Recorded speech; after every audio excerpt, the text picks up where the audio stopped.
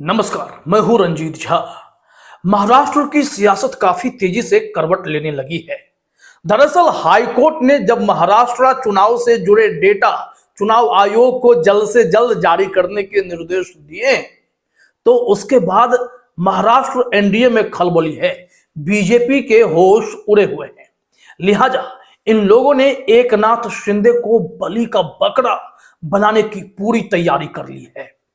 आप जानते हैं कि पिछली सरकार जो एनडीए की थी उसमें अगुवाई एकनाथ शिंदे कर रहे थे, लेकिन सुपर सीएम के तौर पर देवेंद्र फडणवीस ही कमान संभाले हुए थे।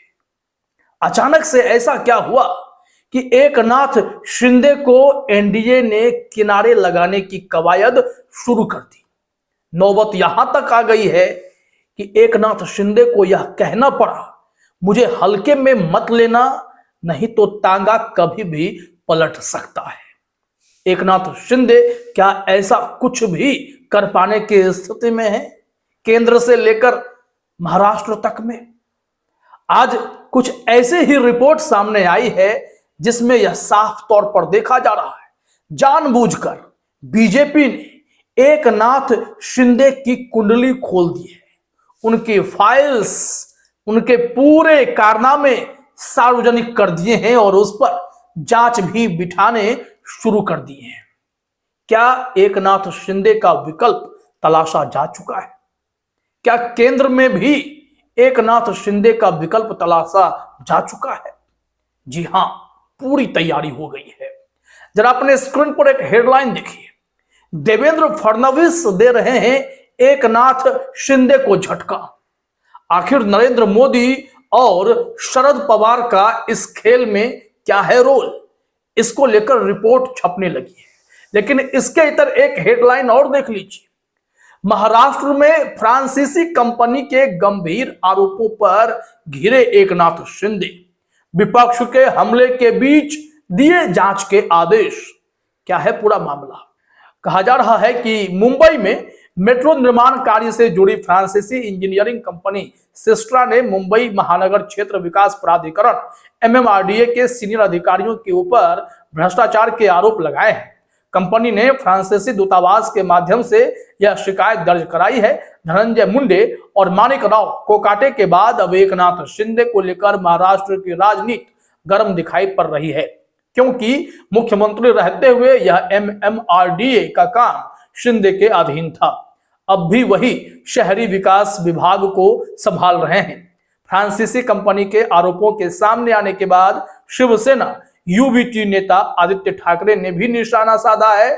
ठाकरे ने कहा है कि शिंदे सरकार के घोटाले अब सामने आ रहे हैं और यह भी कहा जा रहा है कि वहां जो महाराष्ट्र सरकार में सिस्टम में जो मुख्य सचिव हैं स्टेट के, वो सुजाता सौनिक, उन्होंने कहा है कि अब हम इस मामले की सच्चाई का पता लगाएंगे कि किस तरीके की धांधली इन्होंने की है।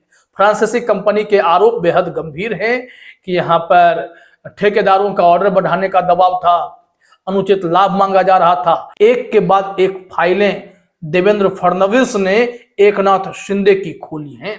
तमाम ऐसे खेल बताए गए हैं, लेकिन बड़ा सवाल है, क्या यह सब कुछ अकेले एकनाथ शिंदे कर रहे थे या सुपर सीएम की नजर में सब कुछ था? अगर था तो देवेंद्र फडणवीस खुद को बचाने के लिए इतना बड़ा षड्यंत्र क्यों कर रहे हैं?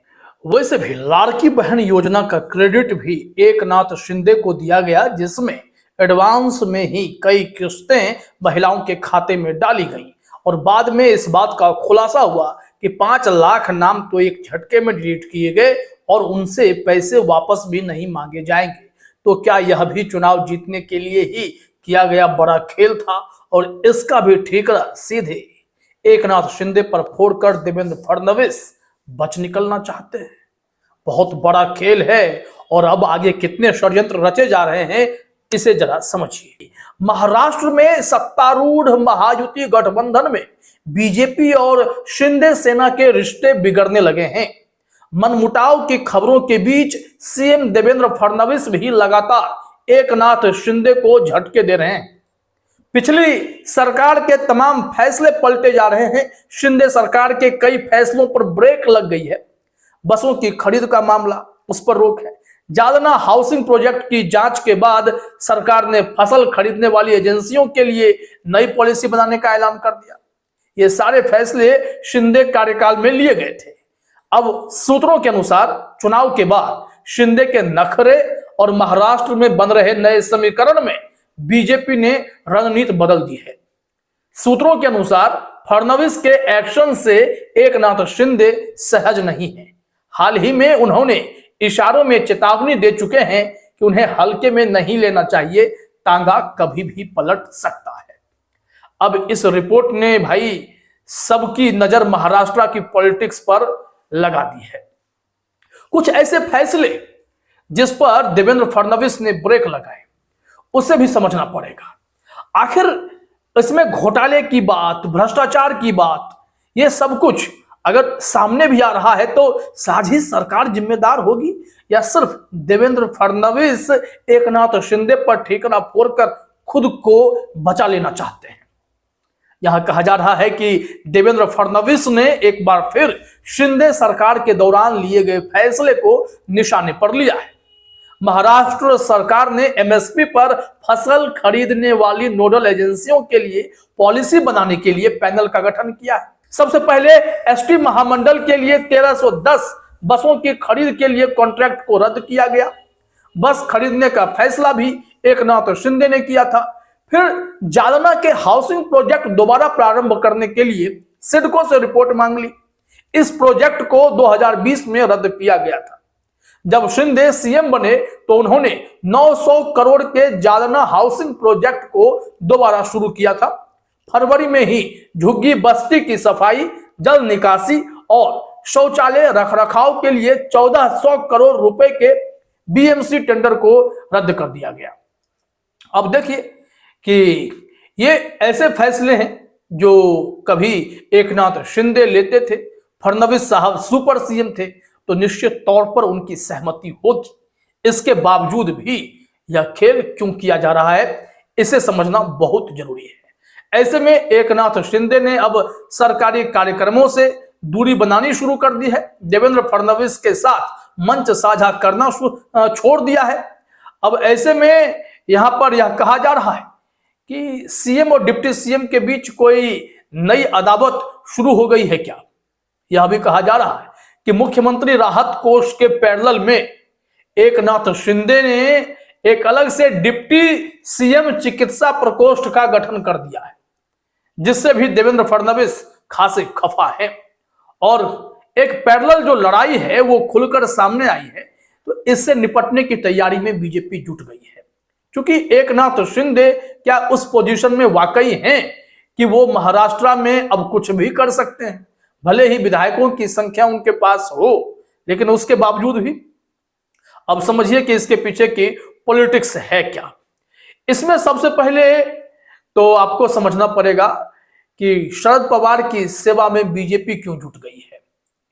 कहा जाता है कि 280 सदस्यों वाली विधानसभा चुनाव में बीजेपी के 132 सदस्य हैं, जो बहुमत से बस 9 कम है। उसे राष्ट्रीय समाज पक्ष समेत छोटे दलों के 4 और 2 निर्दलीय विधायकों का समर्थन हासिल है। इस लिहाज से बीजेपी के पक्ष में 138 विधायक हैं। शिंदे सेना के पास 57 विधायक हैं, जबकि अजित पवार की एनसीपी ने 41 सीटों पर जीत दर्ज की थी। अगर अजित पवार और शिंदे सेना समर्थन वापस लेती है तो बीजेपी को सरकार बचाने के लिए 3 विधायकों की जरूरत पड़ेगी। दूसरी ओर शरद पवार के पास 9 विधायक हैं, जो आपात स्थिति में सरकार बचाने के लिए काफी। हालांकि अजित पवार और फडणवीस के रिश्ते अभी तक मधुर हैं। ऐसे में अगर एकनाथ शिंदे महायुति से अपनी राह जुदा करते हैं तो सरकार को कोई खतरा नहीं होगा, क्योंकि अजित पवार साथ हैं। अगर नहीं भी हैं तब भी उनको बस 9 विधायक की ही कमी है, जो कि शरद पवार पूरी कर सकते हैं। वैसे अजित पवार और शरद पवार अपने रिश्ते मधुर फिर से कर रहे हैं। तो यहां से रास्ता साफ है कि एकनाथ शिंदे की गुंजाइश खत्म हो गई है। लेकिन सिर्फ बात इतनी नहीं है, एकनाथ शिंदे के पास सांसदों की भी कुछ संख्या है और केंद्र में बीजेपी एक सांसद के लिए इस वक्त मोहताज है। तो यहां जो फॉर्मूला है उसके मुताबिक एक और भी समीकरण है, जरा देखिए अपने स्क्रीन पर। यहां कहा जा रहा है आंकड़ों के खेल का एक दूसरा समीकरण भी है जिसका रिश्ता दिल्ली में नरेंद्र मोदी की सरकार से जोड़ता है। लोकसभा में शिंदे की शिवसेना के 7 सांसद हैं, जबकि शरद पवार की एनसीपी के 8 सांसद हैं। ऐसे में अगर एकनाथ शिंदे ने तांगा पलटाने की कोशिश भी की तो केंद्र शरद पवार का सहारा ले सकता है। एकनाथ शिंदे भी इस बदलाव से वाकिफ हैं, मगर वह निकाय चुनाव का इंतजार कर रहे हैं। अगर निकाय चुनाव में शिंदे सेना अपनी प्रतिद्वंद्वी पर भारी पड़ जाए तो वो बड़ा फैसला ले लेंगे। ऐसे में निकाय चुनाव पर भी सबकी नजर टिकी हुई है।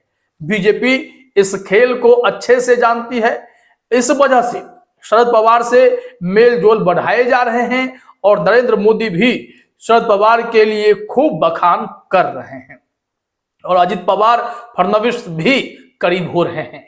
क्या महाराष्ट्र में फिर से अगले 5 साल तक के लिए उथल पुथल वाली सरकार आपको दिखाई पड़ने वाली है? इंतजार कीजिएगा। फिलहाल इस वीडियो में इतना ही। आप तमाम साथियों का हमसे जुड़ने के लिए बहुत बहुत धन्यवाद।